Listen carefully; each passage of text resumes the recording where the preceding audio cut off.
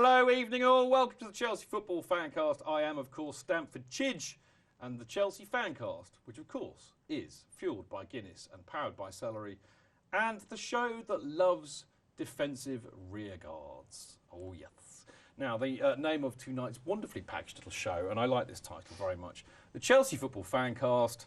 If Kurt's happy, we're happy. And I think I can safely say that we are all happy. Now, blimey, what a week it has been. 2 full-on proper games, which mean, of course, we are at Wembley again, and we still have a 5-point gap between us and City. In the middle of all that, our mate Costa got a 3-game ban for apparently treading on a random Liverpool player. And we got to say a proper thank you and farewell to a proper Chelsea legend, Mr. Sir Frank of Lampard. But most pleasing of all is the backs-to-the-wall, bloody-minded performance against City, having played 120 minutes only a few days before, and the huge performances in both games by one Kurt Happy Zuma. The young Frenchman looks a real prospect. Now, joining me tonight on this fabulous show are, of course, the wonderfully lovely Dan Silver, my benefactor. Good evening, how you doing? I'm all right, fella. Really lovely to see you. Ditto. Shame I missed you on Saturday.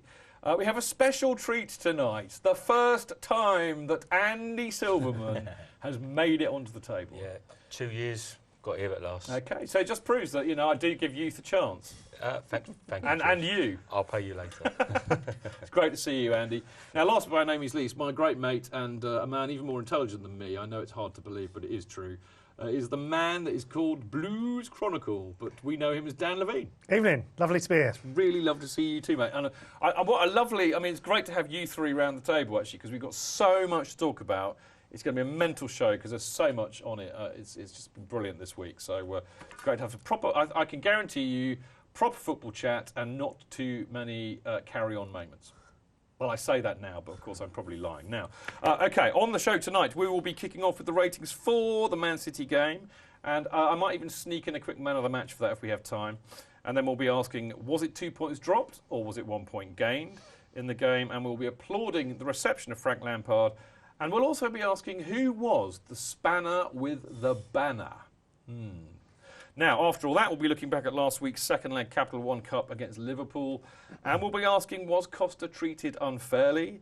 And we'll be looking forward to Spurs at Wembley. And we'll be discussing Jose Mourinho's media blackout. And I think we can officially say it, we will be welcoming Juan Cuadrado, if that is in fact how you pronounce his name. Is he here tonight, Chidge?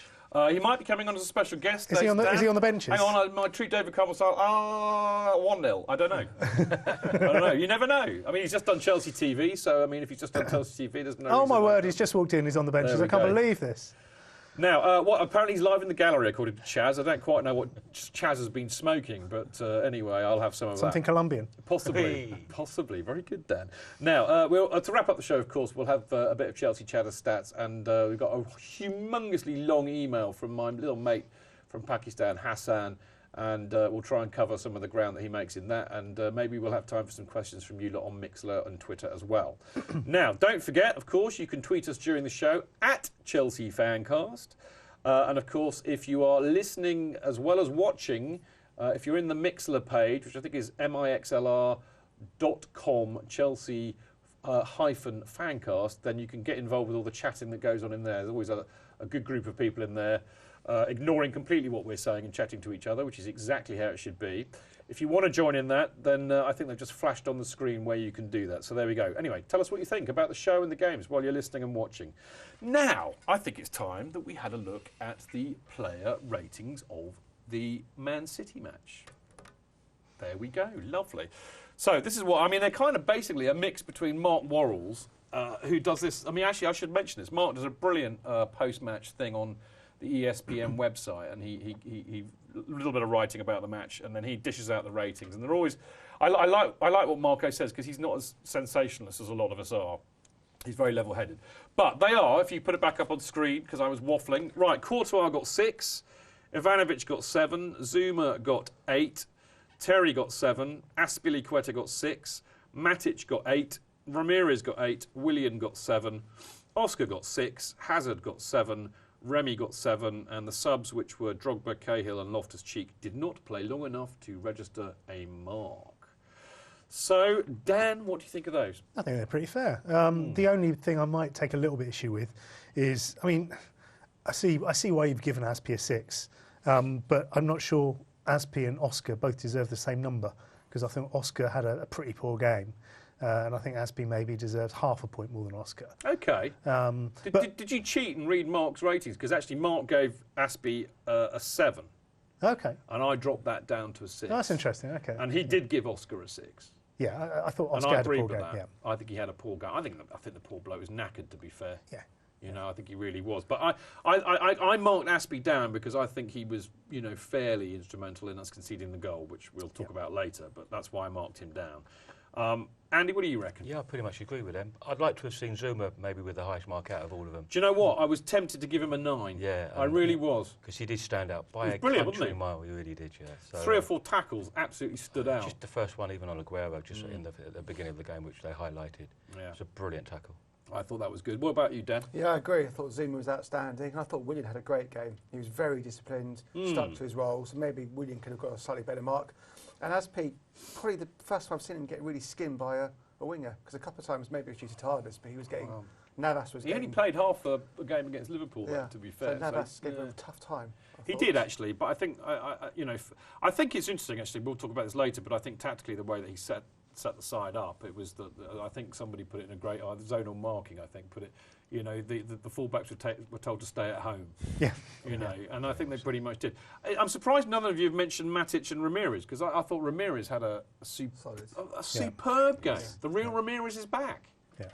And on Matic, I think we all knew beforehand it needed to be a big game for Matic, and it certainly was, wasn't it? We saw some of the performances he's put in against City since he's been at Chelsea have just been match winning, and obviously we didn't win the game, but he was such a crucial part of it, I thought.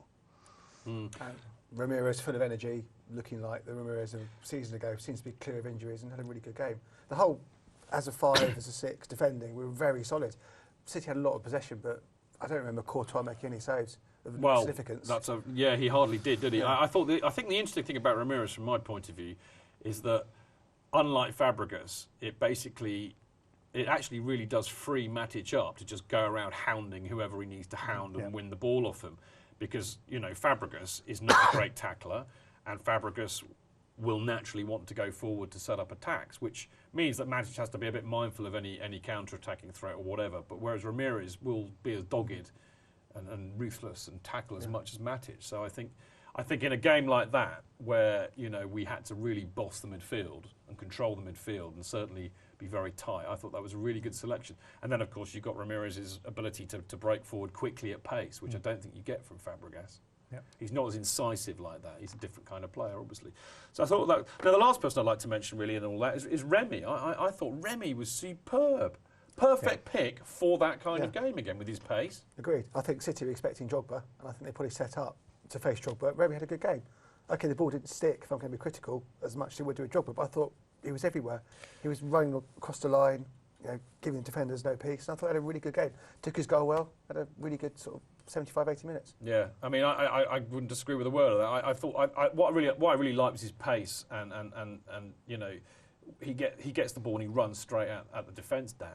And I love to see that. But I mean, we'll talk about the goal later. But that was a proper striker's goal. That was such a well-worked goal. Oh yeah, you could see they spent some hours on that in the training ground, and every part of that goal was lovely, wasn't it? I think we were talking before we came on, just how every single part, the pass, the ball, everything, and the finish was just great stuff. The other thing about Remy, Dan, is that he, he's got a very good scoring record if you look at his minutes on the pitch. Yeah, fantastic. It's really nice to see him get another goal as well, just to get the opportunity, which is, of course, something he doesn't get very often. He seems like a very sort of level-headed, well-considered sort of lad. He's clearly an intelligent guy.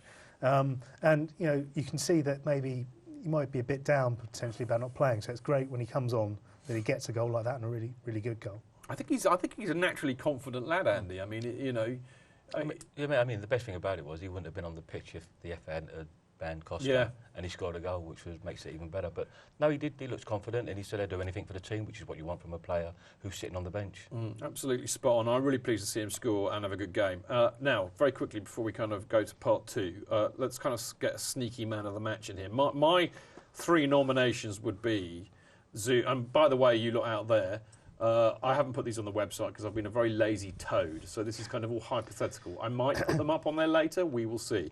But I've gone for Zuma, Matic and Ramirez as my 3 nominations. Would you disagree with any of those? That's a good 3. Spot Yeah? on. Yeah. So I got that right. I was think really so, tempted to put Remy in, oddly, but he didn't have a whole match, and I just thought, well, no, I think overall Matic, Ramirez and Zuma were my 3. So that, if we're all agreed on that, what are you going to go for, Dan? Zuma, purely You're gonna based go for on Zuma.